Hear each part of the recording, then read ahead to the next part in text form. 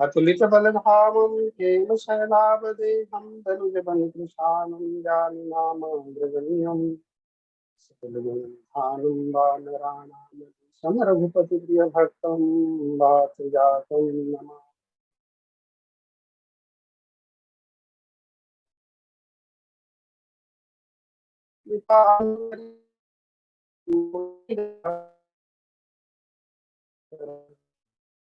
जनकसुता जग जननी जानकी अतिशय करुणा निधानकी ताके युगपद कमल मनावा जासु कृपा निर्मल मति पावै जेहि पर कृपा करहु जन जानी तीर न चावै जुलानी मोर सुधारि सो सब भांति जासु कृपा निहि कृपा भांति। परम श्रद्धेय ऑनलाइन कथा प्रवचन माला में उपस्थित समस्त संत चरणों में सादर नमन। और मुख्य रूप से हमारे श्रद्धेय भैंसों वाले महाराज जी, गंगाराम पटेल जी और इस राम कथा के माला रूप में पिरोने वाले श्रद्धेय पटेल जी, इन सबके चरण में सादर नमन। और मुझे राम कथा रूप प्रसाद प्रदान करने वाले मेरे परम श्रद्धेय गुरु जी श्री सीताराम जी सक्सेना, जिसकी कृपा से ही मुझे राम कथा प्राप्त हुई है, उस श्रद्धेय गुरु जी के चरण में सादर धन्यवाद। कथा प्रसंग यहाँ पर चल रहा है सुंदरकांड। सुंदरकांड में हनुमान जी की वास्तविक में देखा जाए पराक्रम और ऐश्वर्य कथा तो हम सब जानते ही हैं, और भक्ति को प्राप्त करने के लिए किस प्रकार की बाधाएं आती है, और उस बाधा में मुख्य रूप से गोस्वामी जी तो 5 बाधा को ही यहाँ पर इंगित किए हैं और बताते हैं कि भक्ति की खोज और सुंदरकांड की कथा बड़ा ही दार्शनिक प्रसंग है, क्योंकि हम सब लोग जानते हैं कि आज के जीवन में किसी न किसी रूप में किसी को भक्ति चाहिए, किसी को शक्ति चाहिए, किसी को शांति चाहिए। आज भी सब भक्ति की खोज में लगे हुए हैं। तो माता की खोज करने के लिए हनुमान जी महाराज जी आते हैं। और पूर्व में हम लोग भैंसो जी महाराज के द्वारा सुन चुके हैं कि हनुमान जी की मुख्य सहायक के रूप में वहां पर विभीषण जी किस प्रकार की उसकी सहायता करते हैं, हम सब जानते हैं। भले ही व्यक्ति में कितने सामर्थ्य हो, लेकिन जब तक वह संत का आश्रय नहीं लेगा तब तक भक्ति की प्राप्ति हो ही नहीं सकती। संत की कृपा के बिना, जो स्वामी जी को कहा गया भगवान की भक्ति तो विनय पत्रिका में गोस्वामी जी कहते हैं, रघुपति भगति सुलभ सुखकारी सोत्र ताप सोत भय हारी। वास्तविक में देखा जाए भगवान की जो भक्ति तो है सुलभ बता दिया गया है यहाँ पे। तो सुलभ बताया कैसे? तो बस यही एक मुख्य सूत्र है कि वहां पर बताते हैं, अगले पंक्ति में गोस्वामी जी यही बताए हैं, बिनु सत्संग भगति नहीं हो। नवधा भक्ति में भी बताया गया है, प्रथम भगति संतन कर संगा। जब तक हम लोग संत की संगति नहीं करेंगे तब तक भक्ति की प्राप्ति करना जीवन में संभव ही नहीं है। तो सत्संगति प्राप्त कैसे होगी? तो उसी विनय पत्रिका के अगले पंक्ति में गोस्वामी जी यह कहते हैं, क्या कहते हैं वह, ते तब मिलय द्रवय जब सोई।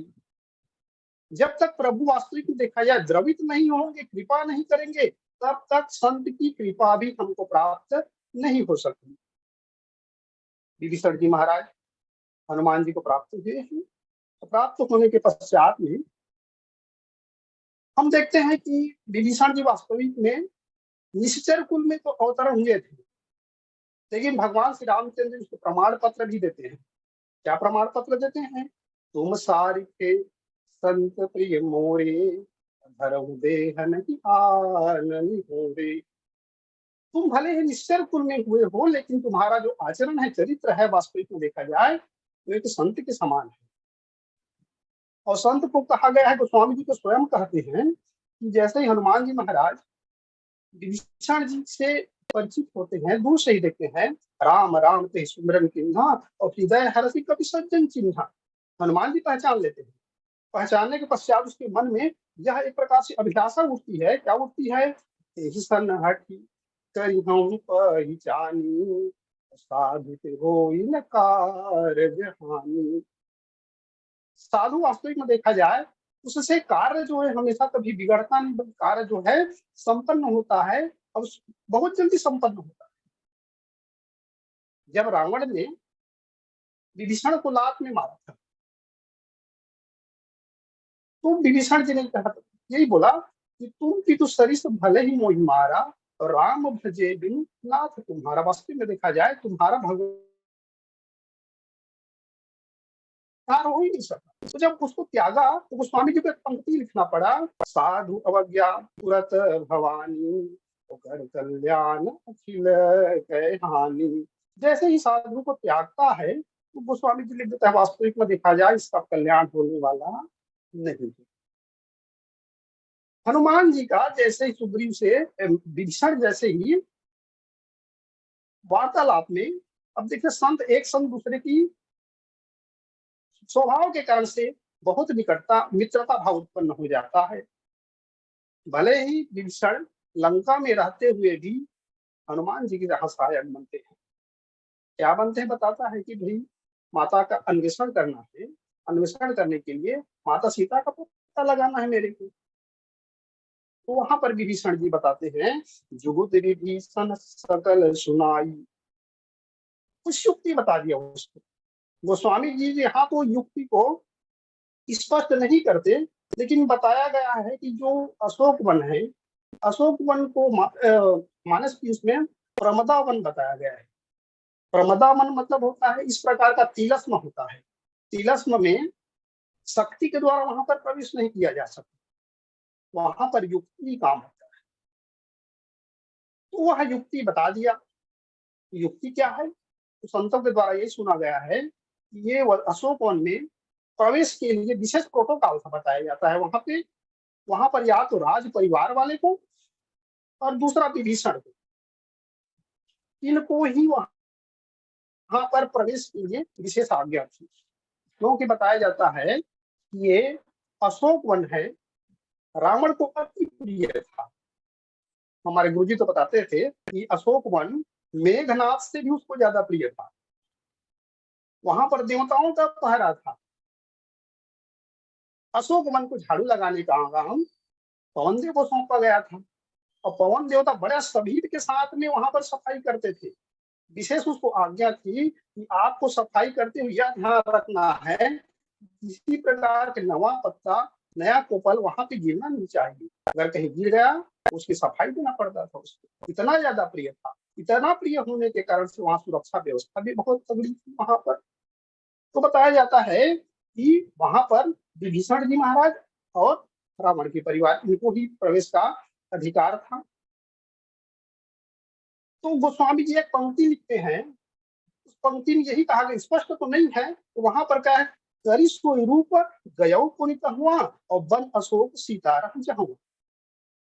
सोई रूप, क्योंकि अभी तो ब्राह्मण रूप में हनुमान जी महाराज। तो कई जन इसकी व्याख्या करते हैं कि वही रूप मतलब जो पूर्व मसक समान रूप कभी धरी थी, वो रूप धर ली। अनेक संतों के द्वारा सुना गया है कि वह हनुमान जी महाराज विभीषण का रूप जो वहां पर अपना आप को परिवर्तित कर लेते हैं। क्योंकि विभीषण के रूप में वहां अगर जाएंगे तो किसी भी प्रकार का तिलिस्म में कौन उसको रोक ही नहीं सकता उसको। तो यहाँ पर वही कहा गया है, वहां विभीषण जी महाराज के रूप में हनुमान जी वहां पर पहुंचते हैं। और तो एक प्रश्न और उठता है, क्या रावण और विभीषण दोनों वहां पर जाते थे? और रावण को एक अनुपस्थिति में विभीषण जी को विशेष एक प्रकार से देखा या निर्देशित किया जा गया था कि अशोक वन की आपको विशेष ख्याल रखना। अब प्रश्न उठता है, जब विभीषण वहां पर विशेष रूप से जाया करता था तो रावण कहाँ रहता था? तो भैंसुर जी महाराज हम लोगों को विशेष बताते थे कि भले ही लंका का राजा रावण नाम मात्र का था, लेकिन असली राज्य कार्य को विभीषण के द्वारा ही संचालित होता था। इसका थोड़ा सा संकेत रावण के द्वारा स्वयं बताया गया है। जब सुख और सारण वहां से समाचार लेकर आते हैं तो रावण यही कहता है, क्या कहते हैं? करत राज लंका सठ त्यागी, हो जब कर की अभागी। अरे जहां करके वहां पर जाते ही राम तिलक से सारा, क्या उसको लंका का राज्य प्राप्त नहीं था क्या? जहां वहां पर जाकर के भीख मांग करके वहां लंका का राज्य प्राप्त किया। वह मूर्ख तो गेहूं के संग में घून के समान नष्ट हो जाएगा, इस प्रकार भी कहते हैं। दूसरा वहां पर अयोध्या के राज्य के संदर्भ में हम वो महाराज जी के द्वारा ही सुना गया है कि भले ही नाम का राजा दशरथ था, लेकिन राज्य का संचालन तो वहां पर कैकेयी के द्वारा संपन्न होता था, ऐसा भी सुना गया है। एक पद वहां पर भी आता है, जैसे ही महाराज जब कैकेयी को समाचार सुनाने जाते हैं, शाम का समय होता है, सांझ समय सानंद गया कैकेयी कैकेयी के भवन में जैसे पहुंचता है तो वहां की स्थिति हम सब जानते हैं कि वह को भवन में निवास करती, को भवन में जा करके जैसे ही वहां पर वहां की स्थिति को देखता है समझ जाता है। वार्तालाप के अंत में दशरथ जी एक वाक्य बोलते हैं, परिजन प्रजा सकल वस्तुरी। अरे महारानी तुमको क्या चाहिए? जितना परिजन मेरे हैं, प्रजा है, राजा है, सब तेरे वश में, तेरे को क्या चाहिए? तो इस प्रकार कहने का मतलब है कि रावण ने भले ही रावण लंका का राजा है, लेकिन कार्यकारी रूप से मुख्य रूप से विभीषण संचालित करता था। तो इस प्रकार जो है विभीषण की युक्ति के द्वारा हनुमान जी महाराज अशोक वन में प्रवेश करते हैं। अशोक वन में प्रवेश करने के पश्चात कथा प्रसंग आप सब जानते हो कि भगवान श्री रामचंद्र जी का कई बल विरह देख तुम आए हूँ, जैसे ही हनुमान जी को आज्ञा मिला था भगवान के विरह और बल का बखान करता। बखान करने के पश्चात में माता एक प्रश्न पूछती है उसको भी, ये प्रश्न है, कोमल चित कृपाल रघुराई और कपि कही तो धरी छुराई।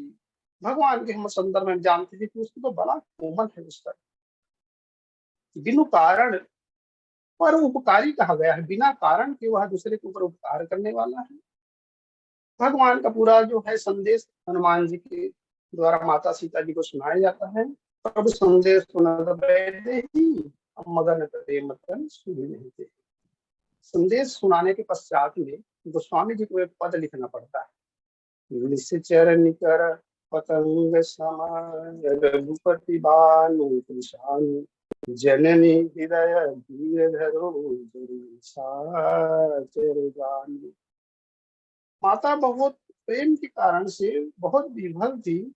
जब हनुमान जी महाराज नव पल्लव महाराज लुकाई करे विचार करो का भाई, इस प्रकार से जब विचार कर रहा था तो माता की स्थिति देखते हैं, तो बताया गया है प्रेम की 10 स्थिति के बारे में बताते हैं। 10 स्थिति में 10वां स्थिति मरण बताया गया है। हनुमान जी के मन में भय उत्पन्न हो जाता है कि कहीं माता की स्थिति 10वीं स्थिति में पहुंच जाए, तो मुझको माता को निश्चित रूप से उसको भगवान की प्रभुता के बारे में सांत्वना देना बहुत जरूरी है। यह विचार कर कहते निश्चय निकर पतंग सब, जितना निश्चय है माता उसको तो आप पतंगा समझो, पतंगा। तो भगवान का बाण क्या है? विषाणु है, आग का समूह है, आग का गोला है। अब यहाँ पर हमको विचार करना है, पतंगा और आग का गोला, हम लोग सब जानते हैं कि पतंगा आग के गोले में बिना बुलाए हुए ही पहुंच जाते हैं अपने मृत्यु के कारण से। तो यहाँ भी जितना पतंगा है, तो पतंगा मान लीजिए पहले हम शूर्पणखा से ही चालू करते हैं, उसके बाद है हमारा खरदूषण है, ये रावण है, सभी अपने मरण का स्वयं उपाय खोज खोज करके वहां पर पहुंचते हैं। और पतंगा के संदर्भ में एक बढ़िया कहा जाए उसके स्वभाव, पतंगा दिन में आग के पास नहीं जाता, पतंगा जब भी जाता है आग में रात को ही जाता है।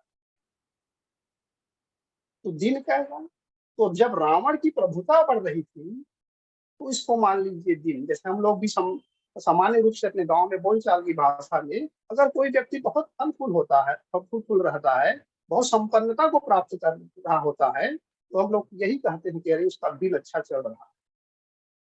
तो यहाँ भी जैसे ही रावण का जब दिन अच्छा था, तो उसकी प्रभुता कैसी थी, तो गोस्वामी जी कहे हैं, कौतुक ही कैलाश तुम्हें जाई उठाई, मनहुताओ निज बाहुबल चला बहुत सुख पाई। अपने प्रभुता के कारण से वो तो कैलाश पर्वत को भी उठा लेता है। उसका परिवार कैसा था, गोस्वामी जी कहते हैं, सुख संपत्ति सुख सेन सहाई, जय प्रताप बल बुद्धि बढ़ाई। ये 10 चीज जो है लगातार बढ़ रहे थे। तो मतलब यह समझना चाहिए कि उस समय रावण का दिन अच्छा था, मतलब वह रात नहीं हुआ था। लेकिन रात जैसे ही हुआ तो मंदोदरी उसको समझाती है, क्या समझाती है, तब कुल कमल विपिन दुखदाई, सीता सीत निशास आई, असुनहु नाथ सीता बिनु दिन है, जितने तुम्हारे सम रावण को बहुत समझाता है कि हे प्रभु, कि सीता वास्तविक में आपके लिए तो काल रात्रि के समान है। और काल रात्रि हम सब समझते हैं जैसे रात्रि होता है, पतंगा प्रकाश या आंख के समान स्वयं जाकर के उसमें अपना आत्मा समाप्त हो जाता है।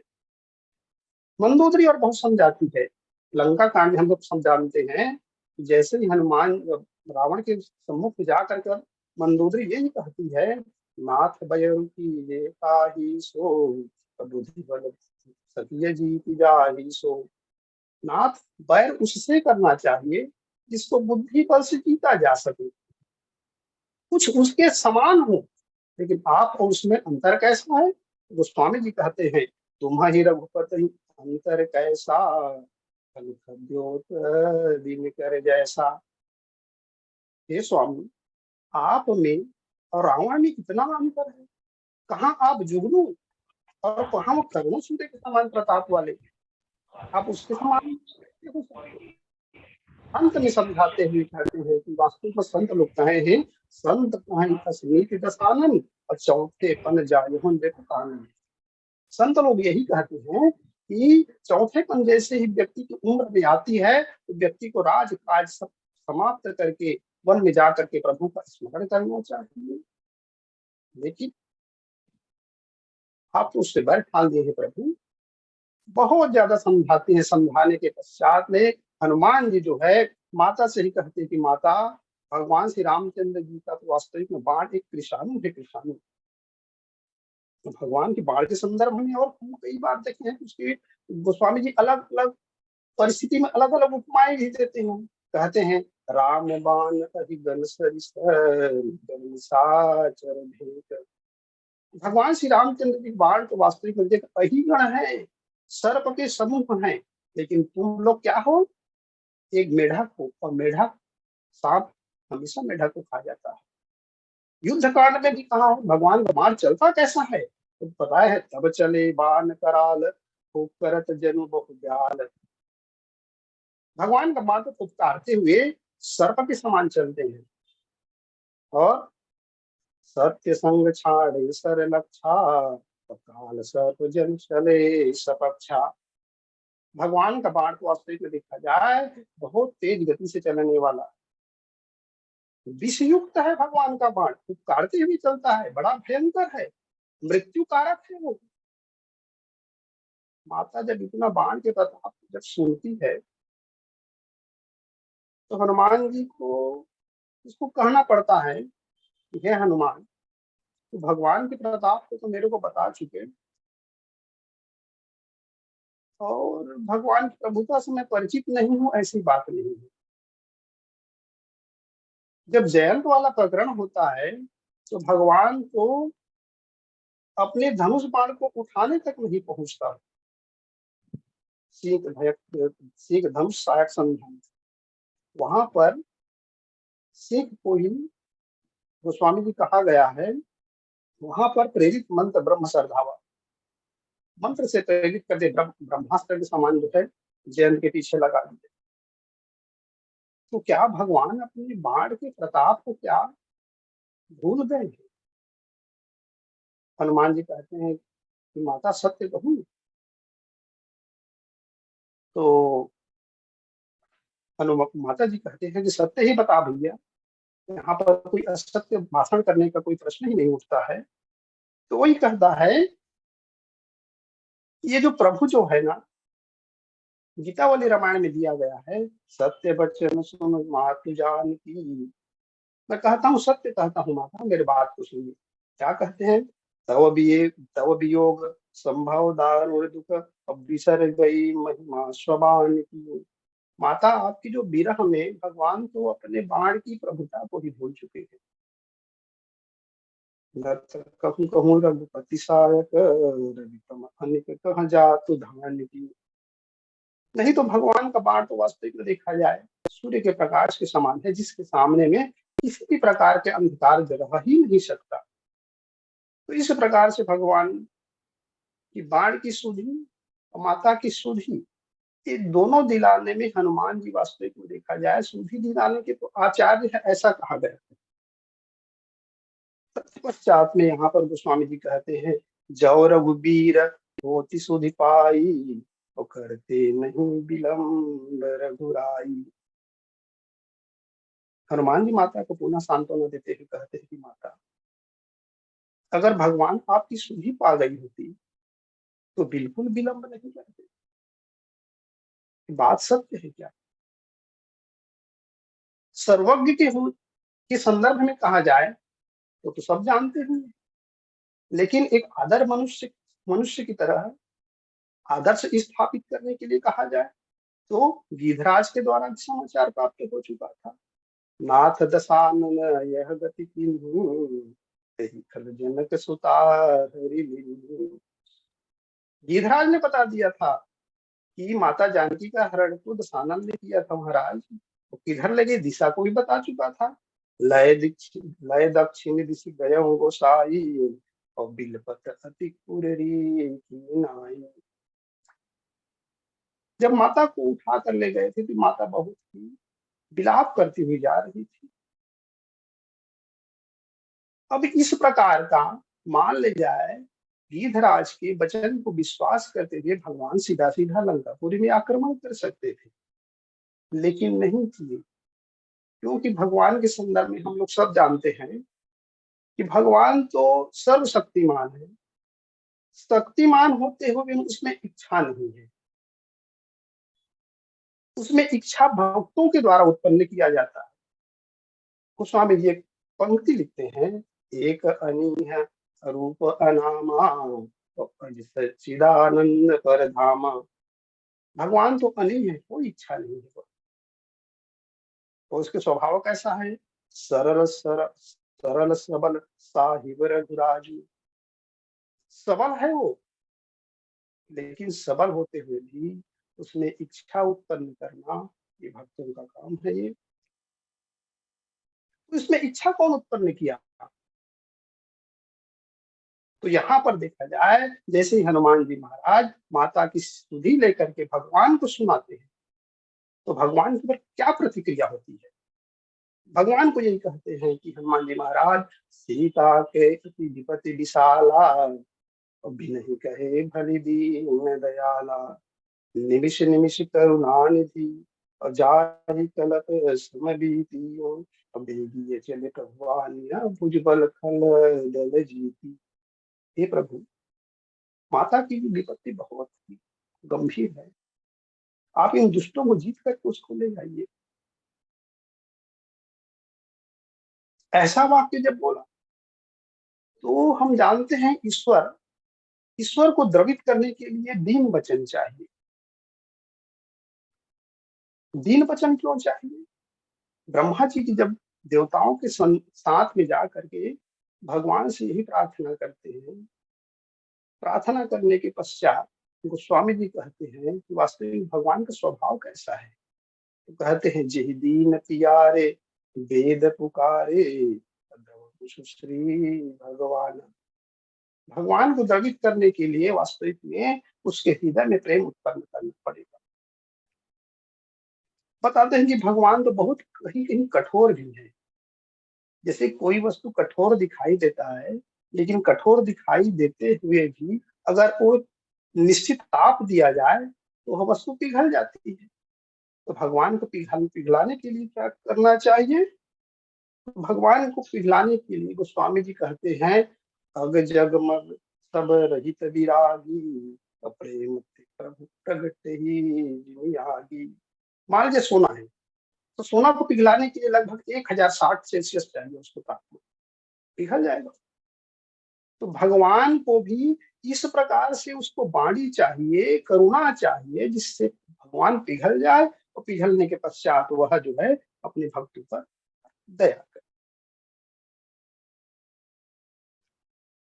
तो वाणी में उस प्रकार की जो है विनम्रता, आर्द्रता, करुणा होना चाहिए।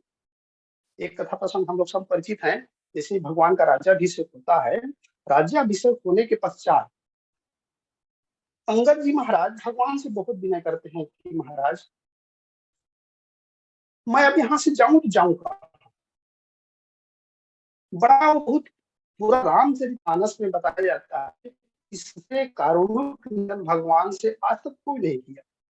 कोई कहा मरती बेर नाथ मोहि बाली गयो तुम्हारे को छी चाली असरण शरण बिरद संहारी मोहि जिन तजहु भगत हितकारी मोरे पितु प्रभु गुरु पितु माता जाऊं कहाँ तज पल पद जल जाता तुम्हारे विचारी कहूँ नर नाहा प्रभु तज भजन काज मम काहा बालक ज्ञान बुद्धि बलहीना राखो शरण नाथ जन दीना। इतना ज्यादा कारुण निवेदन करने के पश्चात में बाली अंगद यही कहता है अब जनिनाथ कहूँ गृह जाहि। हे प्रभु, मेरे को अब घर जाने के लिए वस्तु मना कहिएगा। लेकिन इतना वचन सुनने के पश्चात प्रभु को द्रवित हो जाना चाहिए था, लेकिन प्रभु द्रवित नहीं हुए। भगवान अपने जो है जो माला पहने थे उसको अंगद जी को पहना दिए। इतने कारुणिक निवेदन को सुन करके पक्षीराज गरुड़ के आंखों में आंसू आ गए। आंसू आते हुए जैसे ही आया तो काकभूषण जी ने गरुड़ जी को समझाते हुए कहा जाए हे पक्षीराज, वास्तविक में देखा जाए भगवान है क्या? तो भगवान के बारे में बताया गया है पुलिस नहीं चाही कठोर अति कोमल कुसुम चाही। भगवान तो वज्र से भी कभी कठोर हो जाते हैं और कब पुष्प से भी कोमल हो जाते हैं, यह कहा नहीं जा सकता। चित्त खगेश राम कर समुझ परम उपकारी। भगवान का स्वभाव इस प्रकार से है, कब वह किस वाक्य कैसा बोलना चाहिए तो कब वह द्रवित होते हैं, और कैसा वाक्य बोला जाए तो वह जो है कितना कठोर हो जाते हैं कोई कहा नहीं जा सकता। एक कथा प्रसंग और आती है लंका कांड में, जब अनेकों प्रहार करने के पश्चात में रावण का संहार नहीं हो रहा था, तो देवगण वहां पर आए और देवगण आते हुए माता सीता के दुख को भगवान को सुनाते। कहते हैं भगवान को हे प्रभु अवजनी राम खिला वही हो ही तो अतिशय दुखित होत वै देहि। हे प्रभु, आप इसको कितना खिलाएंगे? आप आपके सामर्थ्य उसके सामर्थ्य से हम सब परिचित। आप देर मत करिए प्रभु, जल्दी से उसको दुष्ट को नष्ट कीजिएगा। इतना वाक्य सुनने के पश्चात में माता सीता का विलाप के संदर्भ में दुख रूपी समाचार सुनने के पश्चात में भगवान की प्रतिक्रिया दुख होना चाहिए था, लेकिन भगवान प्रतिक्रिया क्या दिया? गोस्वामी जी ने कहा है, देव वचन सुन प्रभु मुस्कान। किसी के दुख के समाचार को सुन करके मुस्कुरा देना ये तो मर्यादा के विपरीत है। लेकिन भगवान जानते थे वास्तविक में देखा जाए कि देवताओं का जो वचन है वो खोखला वचन है। ये सीता के दुख में दुखी नहीं थे। अगर सीता के दुख में दुखी होते तो जब सीता का हरण करके रावण ला रहा था, तो जब गीधराज बूढ़ा होकर के रावण का जब सामना कर सकता था, तो क्या इंद्र वज्र के साथ में कुछ समय के लिए तो उसका प्रतिकार कर सकता था? लेकिन नहीं किया। भगवान समझते थे इसके बारे में वास्तविक में देखा जाए खोखलापन है, देवताओं का जो वाणी भी खोखलापन है। अब इस संदर्भ में कहा जाए हनुमान जी की भूमिका यहीं पर आती है। हनुमान जी की भूमिका रामचरितमानस में सुधि दिलाने वाली की है। वो माता सीता की सुधि भी भगवान को सुनाते हैं, भगवान के बाण के प्रताप को भी सुना उसको याद दिलाते हैं।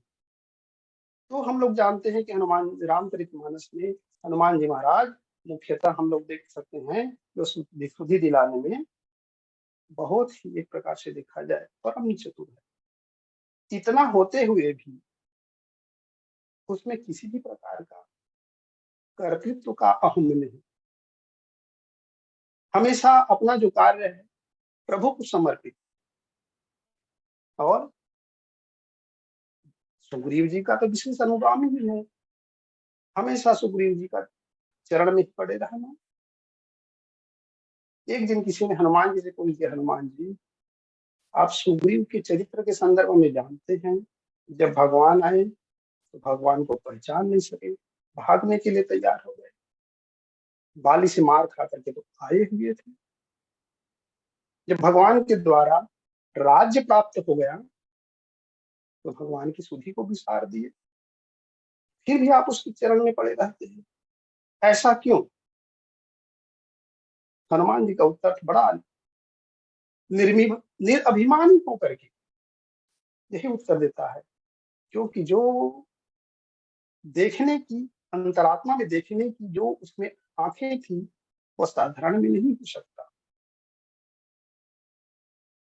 हनुमान जी यही कहते हैं कि भगवान के स्वभाव के बारे में मैं परिचित हूँ, बताता है भगवान का स्वभाव क्या है। तो भगवान का स्वभाव है कि भगवान चार बातें कह करके उसको भूल जाते हैं। क्या है? निज गुण अरिकृत अनिहित दास दोष सूरत चित्त न किए दान की। भगवान तो अपने गुण को कभी देखते ही नहीं। अरिकृत अनिहित, अगर शत्रु के द्वारा किसी भी प्रकार का भगवान के प्रति अनिष्ट किया गया है, भगवान उसको भी ध्यान नहीं देते। दास दोष, अगर अपने दास में कोई दोष उत्पन्न हो जाए उसको भी बिल्कुल भगवान भूल जाते हैं। और चित्त न ये दान, भगवान किसी को दे देते हैं तो देने के पश्चात उसको भूल जाते हैं। लेकिन लेकिन यहीं पर एक प्रश्न उठता है कि सुग्रीव जी ने भगवान के काज को विसार दिया। सुग्रीव वही सुधि मोरी विसारी, अपावा राज कोश पुर नारी। इतना जब भगवान को पता चला कि सुग्रीव जी महाराज मेरी सुधि को तो विसार दिए हैं, अगर स्वभाववश होता कि मेरा स्वभाव है कि मैं अपने दास का दोष नहीं देखता, तो दोष नहीं देखता है तो सुग्रीव आता कैसे? लेकिन लखन लाल जी को भेज करके पुनः सुग्रीव को अपने पास बुला लेते हैं। कहने का तात्पर्य है जीव में भले ही दोष रहे तो भगवान अपने स्वभाव के विपरीत जा करके अपने निज जन को अपना लेते हैं। तो यह जो गुण है भगवान का गुण, वह मुझे सुग्रीव के द्वारा प्राप्त हुआ, यह विचार करके हनुमान जी महाराज हमेशा सुग्रीव के चरण में ही पड़े रहते हैं। तो इस प्रकार से हनुमान जी का जो है जीवन कहा जाए निराभिमान। और भगवान तो उसके माता पिता है ही है। हम संसारी व्यक्ति भी कहते हैं भगवान के सामने जाकर यही निवेदन कहते हैं, त्वमेव माता च पिता त्वमेव त्वमेव बंधु च सखा त्वमेव। सब भगवान को मानते हैं हम लोग, वाणी के द्वारा भले भगवान को हम लोग मानते हैं, लेकिन वास्तविक में जो अंतरात्मा से हम लोग भगवान को अपना मानते हैं क्या? अगर भगवान को हम लोग सच्ची में अपना मानते, अपना माता मानते, अपने पिता मानते, अपना पुत्र मानते, तो भगवान के प्रति सहज प्रेम उत्पन्न हो जाता हमारे हृदय में भी। लेकिन हम लोग क्या करते हैं, भगवान को प्रसन्न करने के लिए नाना प्रकार के मंत्र जाप साधना करते हैं। कभी अपने पुत्र या पत्नी या प्रेम, उससे प्रेम करने के लिए किसी प्रकार के आज तक संसार में कोई भी व्यक्ति जो है मंत्र जाप नहीं करता। कहने का मतलब ये है कि हनुमान जी जिस प्रकार से भगवान को अपना माता, माता सीता को अपना माता, भगवान श्री रामचंद्र जी को पिता मानते हैं, इस प्रकार हम लोग नहीं मान सकते। कहने का मतलब है कि हनुमान जी भगवान की सब कुछ है, और भगवान से वह अपना संबंध भी स्थापित करते हैं। संबंध स्थापित करने पर भगवान उसके हृदय में भी बसते हैं। जासु हृदय आगार बसहि राम सर चाप धरे।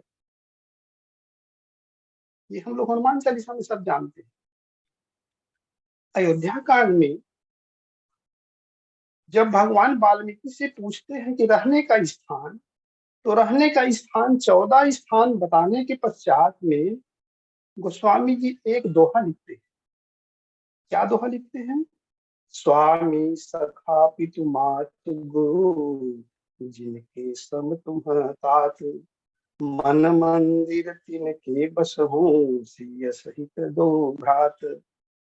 जो आपको स्वामी माने, सखा माने, माता माने, पिता माने, गुरु माने, आप उसी के हृदय में निवास करिएगा। संसार में इस दोहे के लिए जो सही बैठ सके पता लगाया गया, तो एक ही व्यक्ति जो है इसके योग्य पाया गया, वह है हनुमान जी महाराज। हनुमान जी महाराज भगवान श्री रामचंद्र जी को स्वामी तो मानते हैं।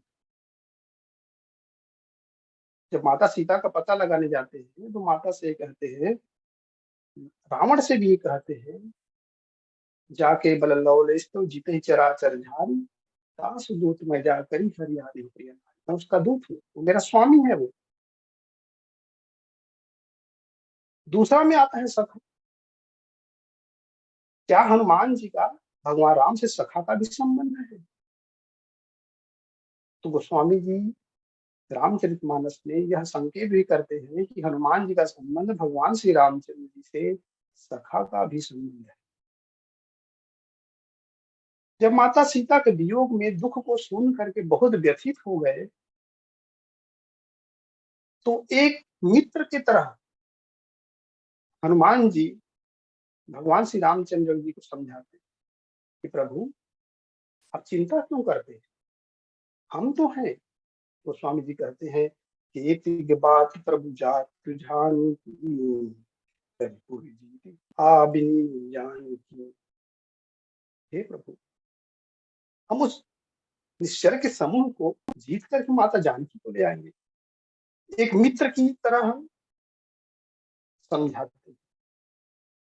जब मित्र की तरह समझाते हैं, मित्र की तरह व्यवहार करते हैं, तो भगवान क्या कहते हैं, अरे हनुमान, तुम तो हमेशा मेरे चरणों में बैठा करते हो,